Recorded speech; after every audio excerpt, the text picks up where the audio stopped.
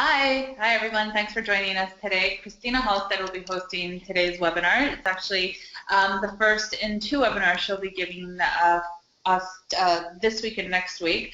Christina is a great friend of Toon. She's a master rigger and a master animator.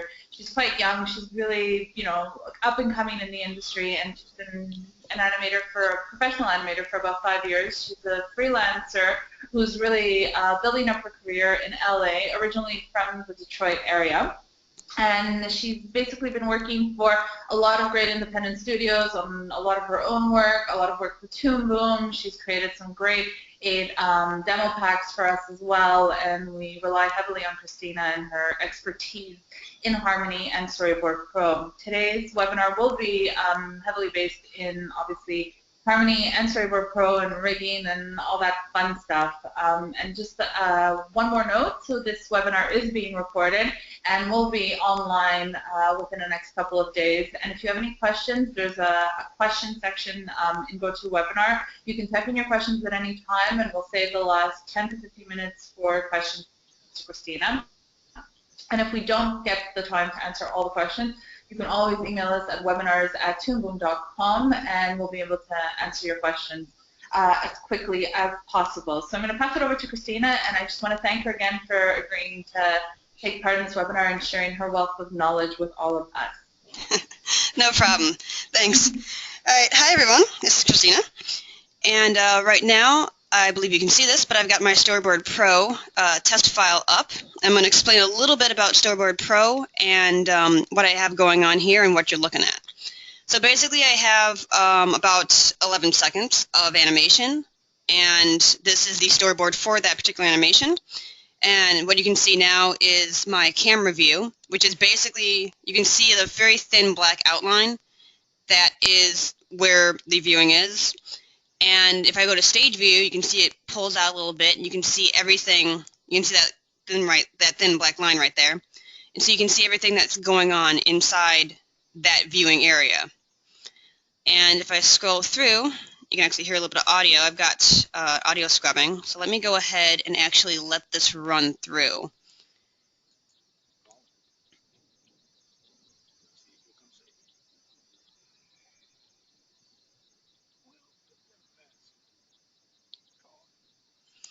All right, and there's my little animatic, and I'll go ahead and show you a little bit of how I did that. First, I'll show you what we're looking at. If I go into my thumbnail view, you can see that we have all of our panels. We have about 10 panels. So what's going on is you've got your panels separated into groups and within a group itself. So here are 3 panels here, and this dark gray background is our scene. And then we have a light gray background indicating a new scene has started, and that has 4 panels in it. And then back to 2 panels here in another. And the last one is by itself in its own scene. And by scene, I mean a cut. The camera switching to a new view. And then behind that, you can see this kind of pale blue bar behind that. That is actually how we mark a sequence in Storyboard Pro. And if I go to my timeline view, which I put up here, you can see that sequence bar is up here, so you know exactly how long your sequence is. If I were to start a new one, let's see here, you'd see that we have a new bar, a new panel, and a new dark gray color showing a new scene. Go ahead and undo that. What I've done here is I have a bunch of layers for each panel. That's just how I do it, to each their own. I basically have a line layer and a color layer for my little mousey. Same thing for the background, line art and color art. These are just really loose roughs. Obviously, if you're working on a show, working for a studio, if they ask for very clean things, you probably wouldn't be quite so sketchy as this. And this is actually done as a raster, which Storyboard Pro now does. So you have raster or vector. So if I wanted to click on the pencil, which is up here, which would be my vector, I can't do that because I'm currently in a, this is currently a bitmap. So if I went to new sequence, I can show you guys here. There's a little bit of a color difference. So you see the blue line going down the side of these layers. I'm going to extend that out. You can see the layers here. that means that it's in bitmap. And then the gray layers, which like this one, is vector. And you can see here that I've got my pencil tool lit up, and I can now put a vector line in. And you can easily go between the two. You can convert your drawings to different layers, or you can just make new layers straight off the bat. Like if I made a bitmap, again, that pencil layer is gone, but now I have a softer brush like you'd see in the bitmap settings for Harmony, or if you had like Photoshop or something like that. So it's a lot softer, and you can actually control what that brush looks like in your brush view. Same thing goes for vector. So you have all these very nice controls. And the nice thing about pencil, if you do go in the vector, is that you can actually bend your line around, much like Harmony. A lot of this is very similar to how Harmony runs. So if you know Harmony, or if you know Storyboard Pro, chances are you're going to have an easy time learning the other program because of how similar, even the iconography is similar, how similar a lot of the tools that cross over work. And it makes it very streamlined and very nice. Let me go ahead and delete this. Delete that panel right there and go back to this. So what I've done here is I have some dialogue, and most of it is just stills. There's no camera movement until I get to this panel right here. You can see this gray bar right here. This is actually a camera movement, and that is done by putting in camera keyframes up here. And if you were to start up Storyboard Pro and you didn't see this stuff, you can actually right-click on these bars up here, and these little check marks tell you how to add your different toolbars up here. You can take those and put those down. Same thing for the layout of your entire workspace. You can actually add and take away different panels with this X or the little downward curving arrow, which is adding to. Let me get my camera back up. There we go. So if you look in camera view, you can see that that camera movement is actually in there with this gray bar, and I can actually move the camera movement around so it stops earlier or keeps going. And let's go back to this. And you can see here you have a red and a green box now, as well as your black outline. That is to tell you where the camera view is. So you can see the black lines move, so we know that the camera starts at this green box and ends at this red box, and we're right in the middle of that camera move, so you can see right here that that camera view outline is right between those two boxes. So that's how you can tell where your camera is moving. You can also scale in, scale out to show, like, if you were trying to mimic a dolly movement, you can actually use the camera to scale and scale out. And you'll see that represented in these arrows. Right now these arrows are only pointing to the right, but if you were to zoom in and zoom out, you'd see them pointing diagonally inward or outward to show that camera moving in or moving out. So, so you got your timeline. I actually have my audio right here. You can actually go in and tell it to show the waveform. So if you wanted to find your cues that way, and there's a lot of the same stuff happens in Harmony again, like I said. So, but what we're gonna move to here is discussing what happens when you want to move on to Harmony, because all of our stuff is just going to move right over, but there are different ways to do it. So I'm going to go ahead and show you a few of those ways. If we go down to File and down to Export, you can see there are around 10 different ways to export.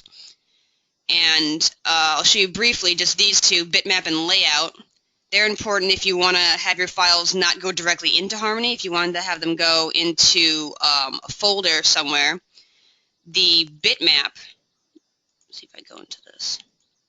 You have a couple options here, talking about where it'll go, what it'll be.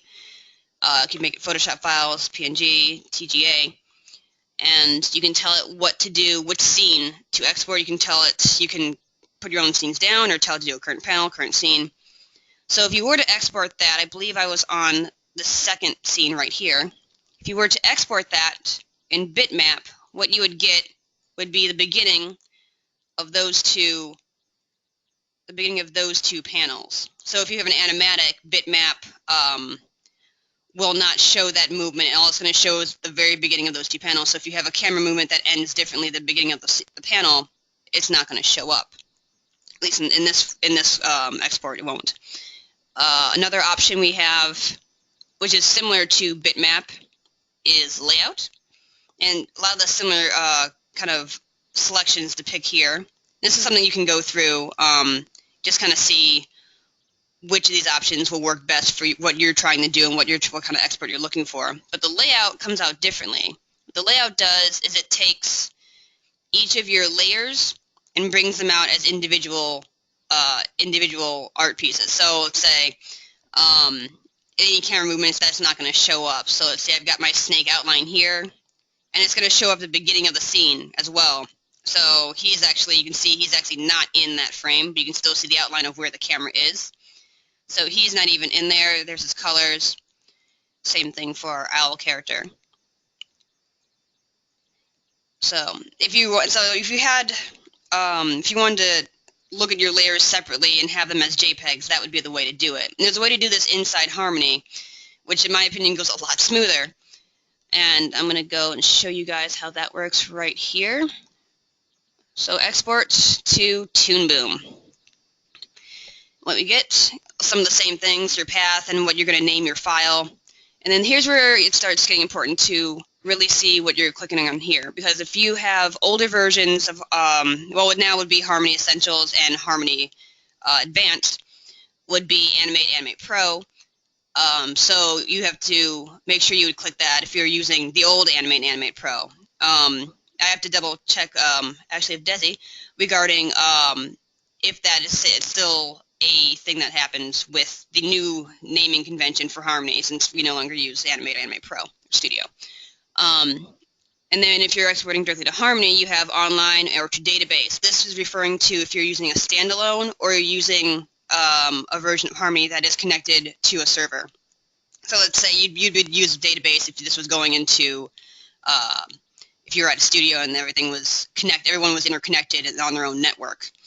And then here, there is a distinction between 7.8 if you're using an older version of actual Harmony, or 9.2 or higher. So that'd be if you're using Harmony or Harmony 9 through 12, and then 12 would be, your Essentials, your Advanced, and your Premium. And an important thing to know on that, since this was done with raster, with bitmap layers, if I were to export, a little prompt would come up letting me know that if I was using anything older than 12, it would not export properly because there was, or pardon me, it was in actually 11, I think, because there was no bitmap layer settings prior to that. So be aware of that. So if you're using older versions of Harmony, you want to stick to your vector layers only. And so here we have the export style, and these two are actually quite different. So the first one, actually I'll go into original scene first. Original scene means that it's going to maintain the layers that you have, and it's going to put them into a Harmony file with each layer as its own asset piece and its own set of keyframes, especially if you have movement. And if there's something you didn't want to put in, let's say I've got these two layers that I don't have on, if I went into the Layers panel, I can actually tell it to not export that to Toon Boom. So those two won't export. So when I went to Toon Boom, they just wouldn't be there. It would start with the background, and it would have all 6 of my line and color pieces, and these two would just be absent. And so that way, if you have a bunch of sketches, or if you decide to write down notes right onto your workspace, then those wouldn't show up when you take it to the Harmony, and that kind of keeps it from getting too cluttered. So I'm going to go into my Harmony real fast. Actually, no, I'm going to go back here so I can show you what happens when you do the original scene rendering. So I'm going to go, and you can see what happened was when I told it to do original scene, it made 4 individual folders, each one representing a scene that was in, each one of them representing basically these little gray spaces down here. So I'm going to go ahead and open up this and go into the stage. I am using Harmony Premium, so if you're using Essentials or Advanced, when I talk about the node view, such as right here, that will be absent. So this is actually a different rendering than what you were looking at. So there's actually no camera movement here. I actually did all the movement on the art files themselves. I'm gonna go ahead and spread those out.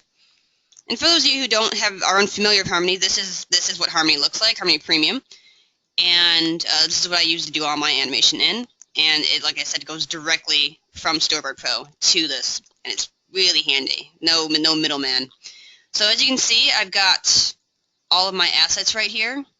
So I've got Snake, his colors, his line work, the owl and his line work, and the background and that's line work. And I actually did not turn off the BG, so that actually came with it, even though there's actually nothing on this art layer. And I'm going to go ahead, you can see down in the timeline that the two panels are there. You can see where the frames swap, where the panels swap right here. That's where that break is. And you can see that the movement is there. And this movement is actually set into your art layer. So you can see the black line, which represents my keyframes. So for the outline, you can see up here in my coordinates view that is indeed moving.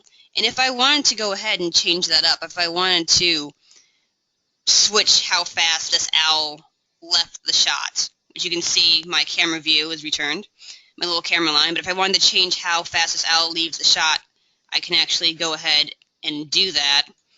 So now he leaves a lot faster. In fact, he completely leaves the shot. You can go into, so you can see that.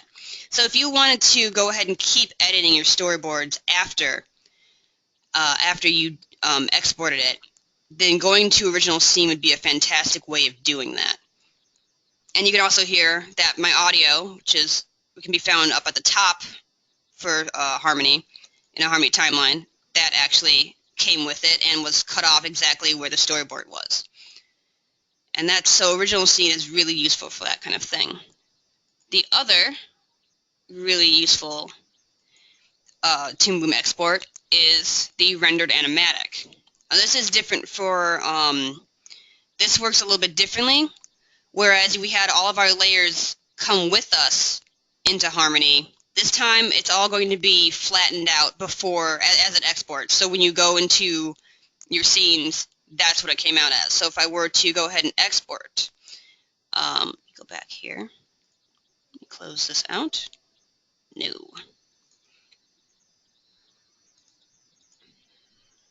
All right.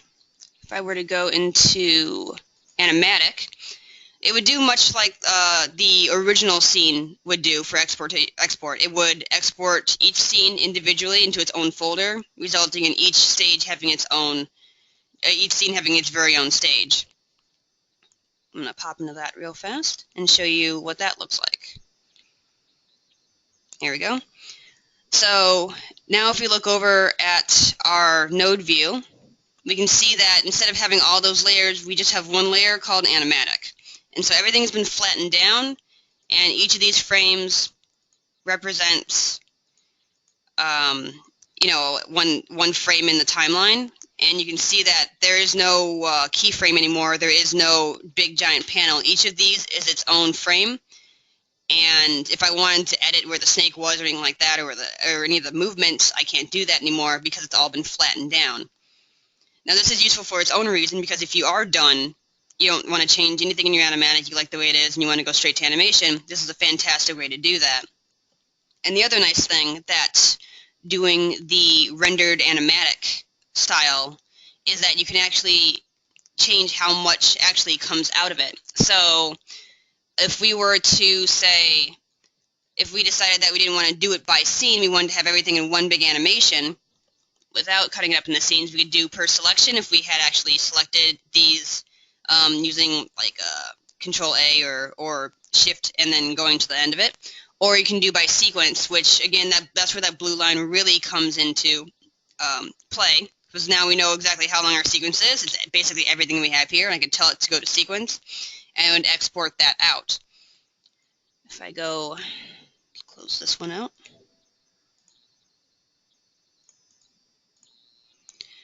If I go to what I did for this original was do go by selection and open that up.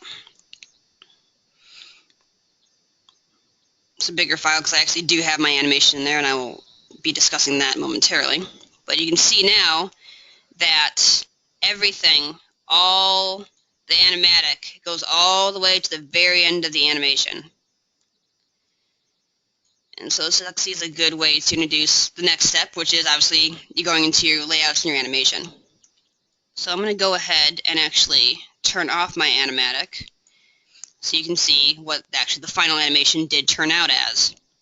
And I basically did the color work separately, but because of Harmony's raster, you can do all of that, all your color work, all your color tests, all your design work. You can actually do that in program. Now, in this case, these backgrounds happened to be those were done actually in Sketchbook Pro, but that was for just because I wanted a few extra things. Now then, so what we have here, we've got our little scene 1, and we've got our mouse. And what I did was I actually animated this doing the per scene method of the animatic. So these were actually brought in using templates. And if I have some time at the end, I'll get around to templates and how to use that when moving around scenes or moving around characters or assets in general. So let's get this.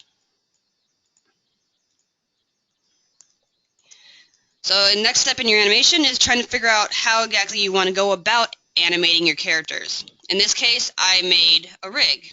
And for, like I said before, if you guys aren't familiar with this, this is what node view looks like. This is this is a more complex rig. So instead of just a body and this piece and that piece, it's several pieces all working together to create a specific look and feel for this animation.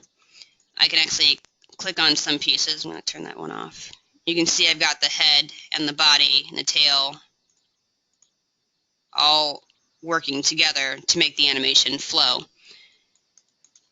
And like I said, I brought this in as a template. I can actually turn off, and if you can see that, you can see these colors, these colored backdrops. This is a new feature, and basically insert it by going into your node view, insert, and then backdrop at the very bottom.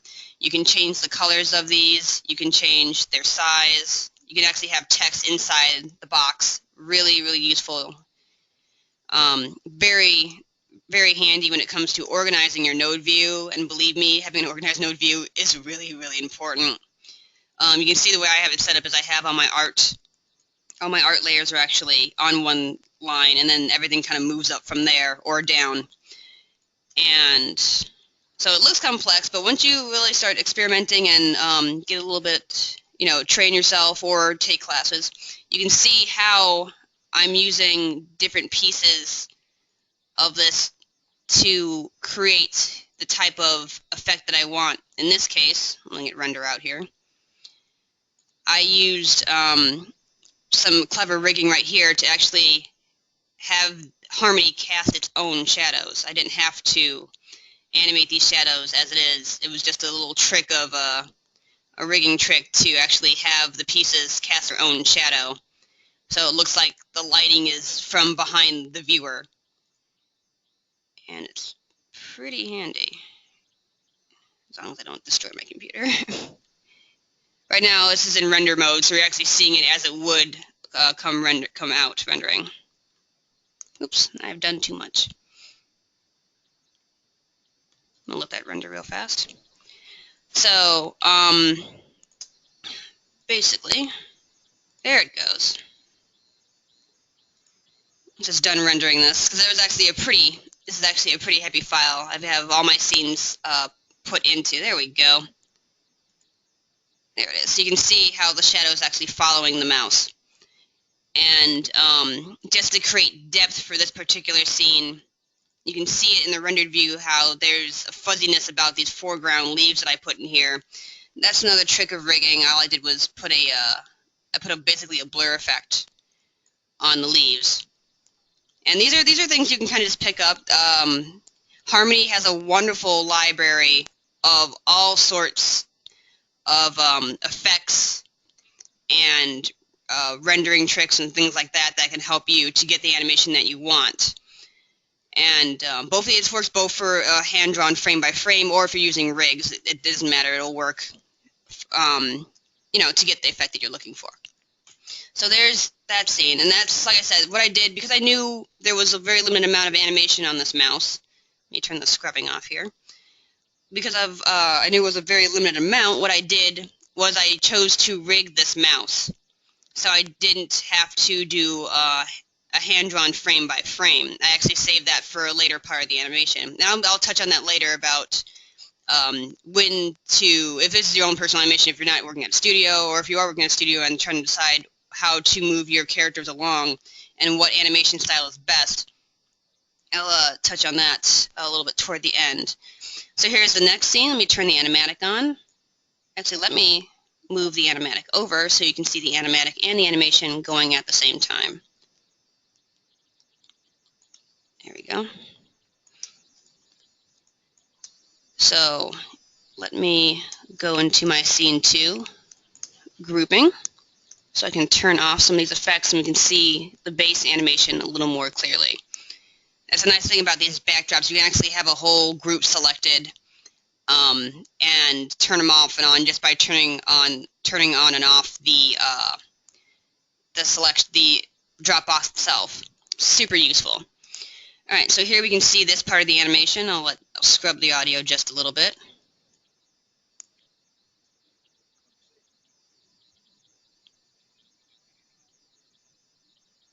You can see it's following the storyboards. So what I did here, again, this was coming into the idea that I knew there was limited animation, especially on the snake. So the snake himself is actually it's all rigged. There's very little swapping going on. It's a little bit with the head and a little bit of squashing and stretching with the head right here. So I didn't have to go into too much animation. And if you go to the owl, you can see that actually the owl's rig is another complex rig with different parts sectioned off. And I chose the only part that was actually frame by frame hand drawn here was his beak. Everything else was done with just swaps and using my pegs, these little green guys right here, to change around the art layer without actually changing anything about the art layer. So in other words, pegs are quite useful for moving around the art layer without actually altering it. That way you're not causing something irreversible, like if you change the art layer drastically, you're not going to, using the peg, that won't happen. You can always just reset the peg back to its original, when you started it, and it basically keeps the integrity of the artwork. And you can always call it back. So that's scene 2, and what I did here, again, was these are just pieces of the owl. I'm just moving them in space and Z-depth to get that kind of nice hand-drawn frame-by-frame feel without actually having to do it. So this actually saved a ton of time for me. Because if I, going by frame and then coloring each frame individually, here all my pieces are actually already colored. I don't have to do any extra coloring. And this right here, what I'm doing right here, is the drawing view, and I can see both my line art layer and color layer, and that's something I'll explain in the next webinar regarding character creation, because this is important if you're using cutout. So I have all my individual pieces, and right here for this piece, this is where there was actual frame by frame. And when I say frame by frame, I mean I drew different drawings for each frame, and actually you can find those all stored in your library view, in your library panel, and you can see that it's basically what it is swaps. And swaps will come in more for cutouts, but when you're doing frame by frame hand drawn, this is where all your frames will be. And you can always go back to a frame if you wanted to use another frame, if you wanted to reuse it again. So let's go back to our camera view here. And when you're talking about between hand-drawn and swaps, it kind of depends on what you're doing for your animation. In this case, I looked at my storyboards and I said, all right, he's just going to do a head turn. All I have to really worry about is that beak talking. If I have a blink in there, I can put those as, that's something I don't have to make a million frames for either. But I was looking at maybe his little feathered ears right there. So I said to myself, I don't need a whole bunch of these. I can create the effect I want just by having a few of these swaps and then squashing and stretching and rotating them. So you can see in my drawing substitute view that things are moving and changing that way. So, yeah, there. By the way, what just popped up was an automatic save. Super handy, just in case, power goes out or anything like that. It'll save intervals that you tell it to, and just the universal rule for working digitally, save often. And save versions, which is another thing that Harmony is quite good at. You can actually save versions quite easily, so if you end up making a mistake and you want to go back to a previous version to see how far back, your mistake, or if there's something that you wanted to keep that you lost, you can use versioning to go back, and Harmony is great with that. It all actually stays inside that folder where all your stages are. Super useful. So after I put together, after I got all my pieces together and got the animation the way I wanted to, I used another trick to actually have it generate its own shading, much like the mouse, which you can see is actually just a duplicate owl. And if I go into render mode, you can see that it makes a nice, soft shading. Really easy to duplicate. When I show the final rendered, you'll see that the shading actually follows the character like he's being backlit, because the animation is actually the animation for the shading is actually a clone of the animation for the line art and color. And it's a really handy way. You can do this with either tone or highlight, which are modules, which are effects that you can find in your node library. And that can make a ton of difference when it comes to getting your time, how much time it takes to get your animations done. So we can see I did that with the owl, and then we went to the snake. We had much fewer pieces because I knew for this particular character, in this particular shot, I didn't have to worry about him really talking too much. He was just making a yes hissing sound, so there wasn't too much mouth movement with that, so I just kind of popped in. You can see down here in these drawing substitutions all my swaps, so it's not quite literally frame by frame, it's more just swapping out the pieces, and all I'm doing with his coils are just kind of moving them subtly, just basically using the peg to squash and stretch those. And then the whole character is sliding over. I'm just using a general peg to slide the whole character over. And if you wanted to use camera, in this case I didn't, but if you wanted to use camera tricks, that is possible, because Harmony is a program that can use both 3D objects and a 3D perspective. So if I actually go to perspective view and zoom out, you can actually see there's now a grid down there, and I can actually, this is flat here because I'm not using my Z depth, but you can see that you can actually have things in a 3D space. So if I did want to have this snake further out or have this owl further out, I could technically select my owl character and bring him forward. So you can see now that he actually is forward in Z depth. And that's something you can do, and that's actually, Z depth is actually very important when it comes to your cutout characters and how they lay. And that's something I'll be discussing a little more in depth in a little bit toward the end here or in the next webinar.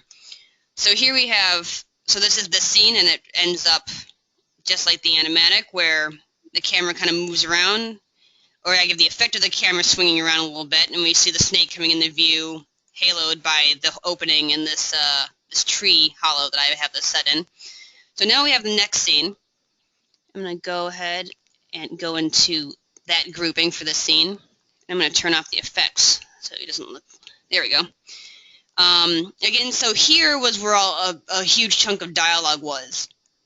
And my reasoning behind that was, obviously the storyboards don't show much, but when you look at the actual animation, turn off my, actually I'll scrub through this really fast. Or actually, I will start and stop it so you can see the animation actually run.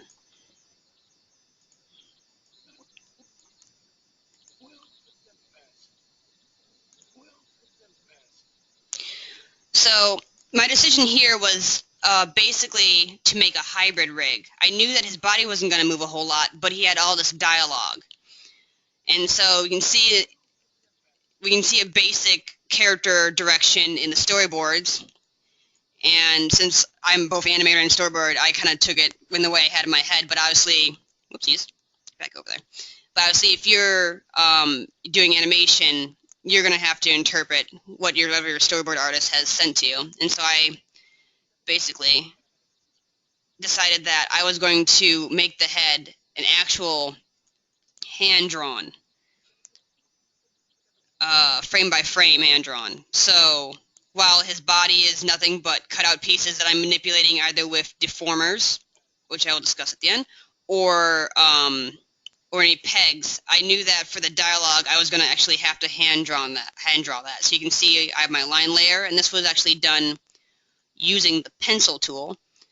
So if I go into my contour editor, I can actually manipulate these lines after the fact that they've been drawn. And there are certain tools like the envelope tool, which let you manipulate whole groups of vector, and that's something you can't actually do with the raster. So sometimes it's really nice to stay in vector when you're doing your ink work, because if you have to edit something really fast, let's say, I want his jaw to come out a little bit more strongly, you can actually go into tools that are meant for your vector work, and I can actually push and pull that and change the shape of it without having to redraw it. So all those times, for all of you who, draw Control-Z, draw Control-Z, draw Control-Z, this actually takes away that that urge, and B, you can kind of edit it a little bit faster, and just, if it's something really subtle, you don't have to redraw the whole thing, you just kind of move it with the handle, and you're good to go. And like most of the work, I like to utilize these sub-layers, so I have my line art and my color work. And if I have time, I'll show how you can actually generate this without having to fill it in yourself. You can actually generate it from the line art. So let's go back in here. And you can see, actually, here's another trick that I did. I didn't want to have to worry about the eyes too much. So the way around that was I made the eye actually one solid color, and then I took his iris and actually had that masked into that eyeball. So actually this iris, any movement with his eyes is being done, any movement with the iris is actually being done with a peg. I didn't have to actually animate or color that eye in, that pupil in as I went. And as you can see, it's actually bitmap. I actually did a bitmap for this eye to get some gradation into it, which you can do in vector too, but I wanted to get some spots in there and get some little details in there. You can see all those spots and colors. And so basically I mixed, you can actually mix within each art asset whether or not you want to use bitmap or vector. And I believe actually the black part of the iris is vector, and the parts underneath it, all the little spots and colors, are actually the bitmap part. And like I said, it really helps to know what your character is going to do before you go into creating your character. So I could have done the hand-drawn for this neck part here, or these coils, but I knew that it wasn't entirely necessary, because all I had to do was create the one piece and then just move them subtly with pegs. And so, much like that scene is how I did. Oops, let's get the color back on here. Again, effects that I put onto here were back here. Let's turn this off one more time so I can show you in the render view what I did with the snake. So here's without the effects, and here's with the effects. And basically, I created a mask of the snake, and I actually did a tone and a highlight to make it look like he had a little bit of a core shadow. And that effect was also done here, where I get the core shadow going for it. And this is, like I said, this is how I happen to do this particular animation. The next one I do, it's probably going to be entirely different as far as either format or how I go about creating my characters, or how I just choose to how to animate the character. And then this works with so many animation styles. So as you move from Storyboard Pro to Harmony, you could have the same storyboard, obviously, and then different animators are going to animate it differently. And even within Storyboard Pro, so if I had decided that I wanted everything to be more solid looking, I could have done everything in vector. And these two programs really excel at letting you choose your own style and how you want to go about getting your work done. So, wait with you. Here we go. So here we have our snake, and this is basically my one panel, my final panel.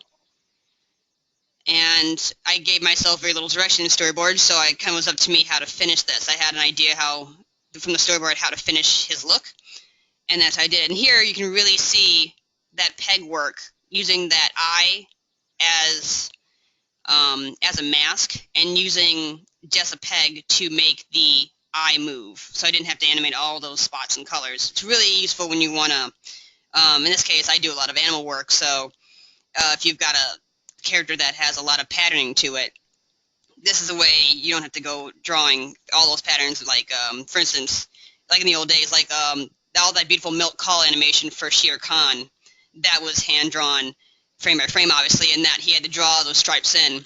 This kind of will let you get your work done faster and a little bit more efficiently, and still be able to keep that kind of effect using the squash and stretch and pegs or deformations. And yeah, so this is basically how I put this animation together, and I just turn the effects back on in my OpenGL view. So if I go to render, we'll have that core shadow back again. And what it all comes out as, and of course I rendered that straight from Harmony. So what that'll come out as, if I can final frames, it would look like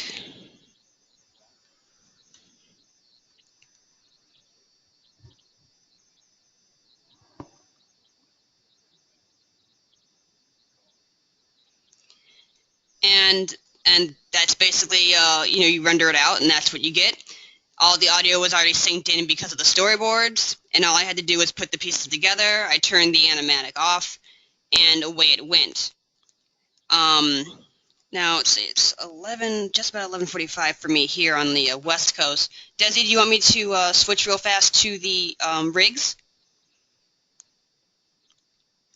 Yes, please. We have a couple of questions, but we have plenty of time for that. I mean, we'll worry about the questions later, but yeah, keep going for sure. Okay. Let me go ahead and close this guy out so I can open up. Now, I've discussed it a few times before of this animation here about what, when you're going about doing rigs, what exactly you want, what your character's, this goes for all animation, what is your character's motivation, what is your character going to do, how does your character move? And when it comes to rigged animation, that's the kind of thing you want to plan ahead for, especially for rigged. So right here I've got a little example of these two different rig styles. Let me get a little bit bigger here. Let me go ahead and play this. It might be a little choppy at first. It'll pick up once everything's RAM loaded. So here are two different rig setups, the cutout and the deformer. If anyone here actually happened to see me at SIGGRAPH this year or visit the Toon Boom booth, I actually had this up at the Toon Boom booth. And this will be part of our discussion for next week. So this is what I mean when I'm talking about knowing how your character moves, knowing what your character's going to do. For the elephant, start with him, he's going to be moving slow. He's not going to be moving exaggerated movements like the dog over there. So what I decided to do here, I decided to make this I decided to have this be done with one deformer in one piece of artwork. If I go to the drawing view, I can see that this whole leg is one solid leg. Nothing, there's no swapping going on right here. Let me go into my elephant. There we go. I can see the leg, and the way I did that was using deforms, which is one of the best things I can think of that Harmony does. One of my favorite things. Basically, I made a bone and I put it into the piece of the art asset, and that is what's controlling and bending the art.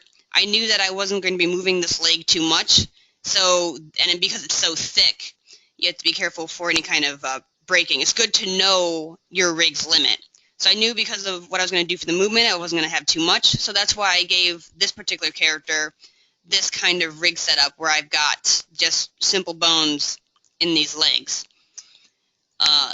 The trunk, same thing. I actually have what's known as a curve deformer in the trunk, so I can actually bend my artwork this way. So when you see the elephant moving, there's a swing to that trunk that a bone deformer would have a harder time doing, and this curve deformer lets me get that done quite efficiently. And it's still to a certain degree a cutout rig. You still have different pieces of your character, but what makes it different is that I do actually have a lot of, I actually have all these this bone system in here, moving all the pieces of the character. And I think I've got a curve deformer on the tail. Yep. Now, so curve deformer is basically good if you have a character that the movements, you have them all planned out really well, and you know what pose, what angle. So if you're always in a 3/4 view, this is pretty darn useful for that kind of stuff. And you can do a 360 view of this too, but it always depends on how you want it to run. And you can see here I actually did put some shading effects on this too if we go into our render view. Now our dog is a little bit different. And this is some of my favorite kind of stuff to do, and this is using cutout. So whereas our elephant leg had one big meaty elephant leg, right here we've got segmented parts of this dog leg, ending in some little toes to swap out as he runs. This is what would be known as a cutout rig. And this actually, you can see it has more pieces in the elephant rig because we have more pieces in the leg. And animation for that, obviously you don't have the bone system, so you have a system of pegs with pivots set at the joints. Well, you can put the pivots wherever you want to, but you really want to have them kind of at the joints for this kind of animation, because when you rotate, you want it to look natural. So I can actually go down, I can see all the rotation going on in the leg. And what's really cool about doing cutouts in this manner is that you can actually set up your IK, your inverse kinematics. So now instead of doing the forward kinematics, which is your regular transform tool, I can actually pick a joint and move that animation around from the toe first, so I can kind of get the placement set up, and then I can go in with my forward kinematics and swing things around and get things all set up for the next part of the animation. So that's super useful. And actually what I did here, I used, this is technically a hybrid rig too. Its basic locomotion is done by cutout, but for the fine details I actually did put in some extra rigging to control my volume of my little dog leg here. And there's some extra stuff in here that has to do with the inking and the coloring, which is part of the cutout rigging that I'll be discussing next week. But yeah, this is kind of the basic idea. So I knew the dog was going to be bouncy. I knew I was going to need better angles for these feet to get that kind of hackneyed, high-kneed walk or run cycle, and that's why I chose to do cutout. And you can also, when it comes to the IK, you can also set up angles so that it doesn't break angles.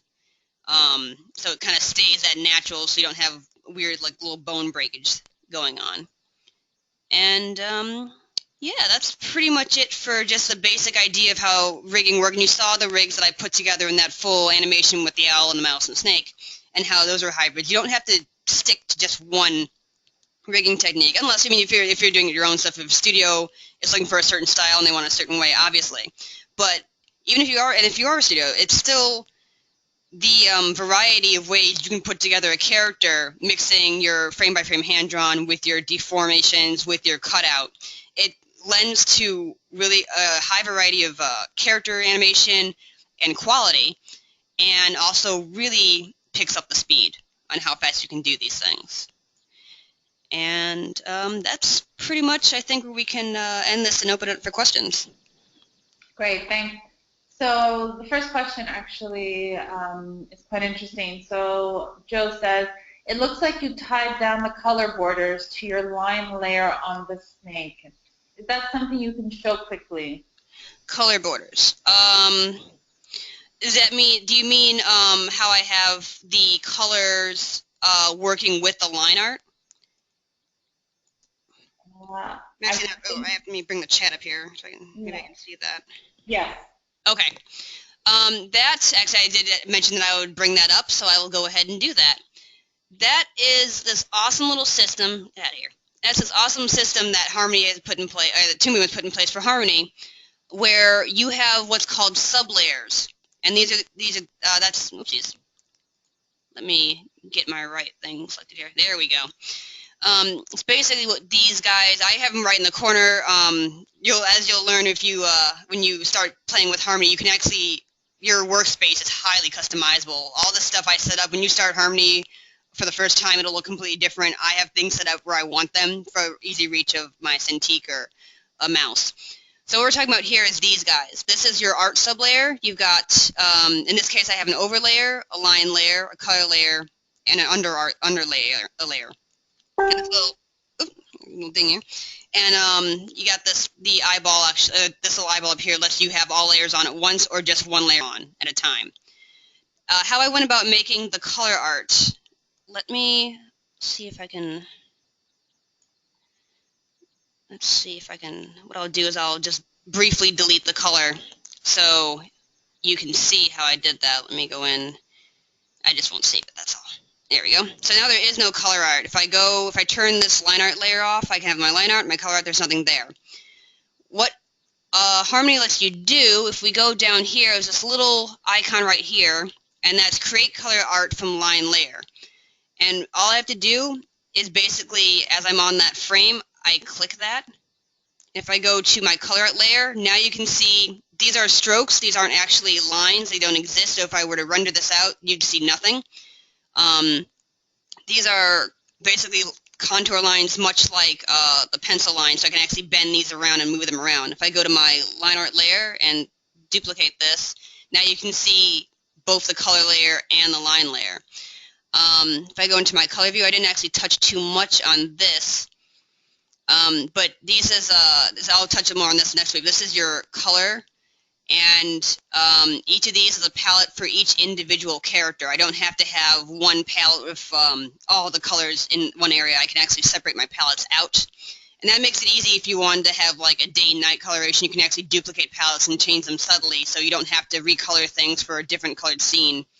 Let's say your character's in the belly of a volcano. You can actually make everything more reddish without having to change your original palette. So let's see, for my adder, my snake here, I have all of his coloration right here. So if I go to my paint bucket, I can go, can just start clicking in, and this is all in the color layer. None of it's on the line art layer. You can color in the line art layer, but you have more control if you keep it to a different sublayer. So let's see if I can get nostril, darker nostril. So that's basically what you do. You create it using this little icon right here. And there are lots of different options you have for using that, about where the line art goes, or how loyal it stays to the line art that you're pulling it from. But that's basically how you get all this coloration. That's really great. Jeff has a quick question. Mm-hmm. How well do 3D objects translate between Storyboard Pro and Harmony? I can't completely speak to that. I've seen it done in other demos. I haven't done it myself. I don't do much in CG. I do plan on picking up Maya. I know that Storyboard Pro can bring in .obj files, and I think there are a couple others. I know OBJ for sure.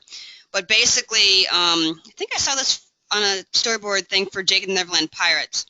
They basically brought it in, were moving it around with the characters' storyboards on it, and I think you have to export to export using the animatic view, because I don't know how well it translates to going, if you did the original scene export. I'm not exactly sure how well that does. That's something actually that is beyond my skill set.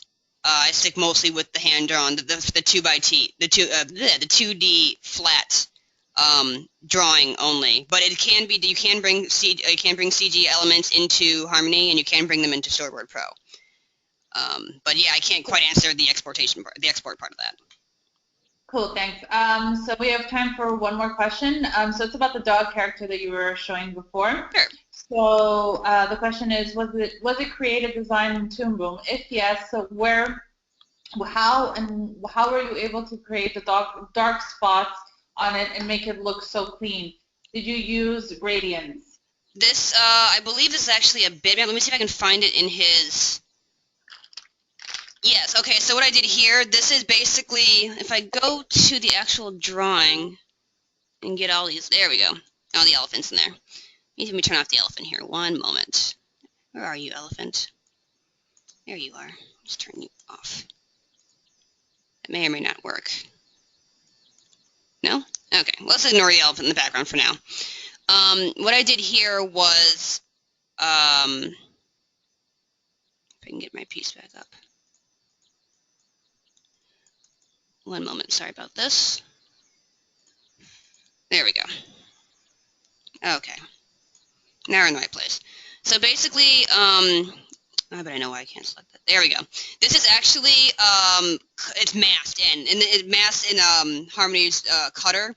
So what I did was I wanted to have the coloration on the tail and on the back just be subtly in there.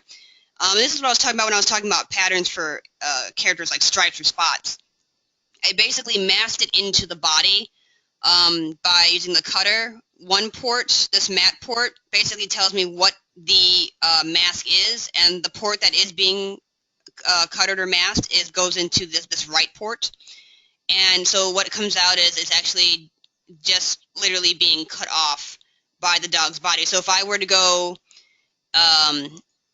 into the dog body and change its shape, you would see that the color, let's see if I can do this. Oh, that's fine. There we go. So if I change this dog shape, if I go back to camera view, you'll see that you can actually see more of that coloration. So all I did was basically make a color patch and mask it. And are there better ways to do it? There could be, yeah. If there are worse ways to do it, probably. This was just basically my kind of quick way of getting that in there and getting that coloration to show up. The same thing going for there. You can see how I'm selecting just that gradation that I did using a bitmap. If I go into my layer properties, in your art layers, in your layer properties, in the drawing tab, you can see that you have a choice of vector or bitmap. And you can choose those. So I picked bitmap, and then I used a soft brush. And if you're new to Harmony, they have a fantastic raster bitmap brush set with a lot of tips and a lot of things you can change. So I basically made a real soft brush. And let's open up the max size. You can see how soft that is. And you can actually control its flow and transparency. So I turned it way down and basically just did one little bloop right there, one little blob of it, and then moved on. And then I used that cutter, that masking tool, to just keep it in there. So if the dog was to turn its head and we were to see here from the side, you would see I would basically take a peg that controls that drawing and squish it so that that color kind of moves off to the side. In this case, I have the ear and the color all set up as one because I don't have the setup for a head turn. But I will be going into that next week and how I did that. The same thing goes for the tail colorations right here. It's just masked into it.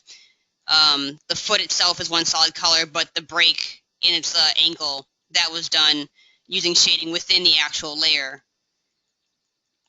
So that was actually done right in this the leg layer. That was just to show off that you can do it a number of ways. That is fantastic. So we're out of time, sadly. There are a couple questions we didn't get a chance to answer, so you guys can always email them into webinars@toonboom.com and we'll get to them. I will say one more thing. Harry wants you to know that he loves your desktop art. So. Actually, I picked it up from Kotaku. Every once in a while, Kotaku puts up some really cool artwork, and it's always I like having pretty things to look at while I work. Oh, that is really awesome. So that completes our webinar for today. We have recorded this webinar and it will be online shortly. Christina, you did an amazing job. Can't wait till next week's webinar, same time, same place. And thanks, everyone. Yep, thanks, guys.